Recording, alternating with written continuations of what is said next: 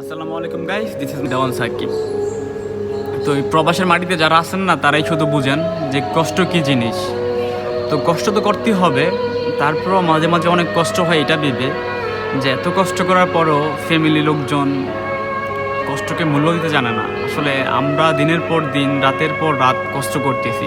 আমার মতো অনেকে আছে, কেউ 16 ঘন্টা ডিউটি করে, কেউ 8 ঘন্টা ডিউটি করে। 8 ঘন্টা ডিউটি করার পরেও তাদের একটু কথা বলতে ইচ্ছা করে ফ্যামিলির সাথে, প্রিয় মানুষের সাথে।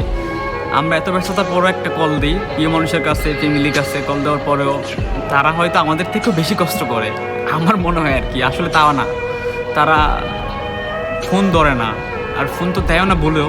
আর আমরা যখন ফোন দিই, আমাদের ফোনটাও রিসিভ করে না।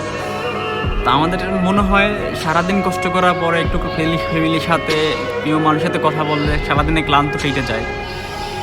তো তারা এটা বোঝে না। ঠিক আছে, আমরা দিনের পর দিন, রাতের পর রাত কষ্ট করতেছি। কাদের জন্য কষ্ট করি? ফ্যামিলির জন্য কষ্ট করি, ফ্যামিলির মানুষের জন্য কষ্ট করি। আমাদের কষ্ট করতে হয়।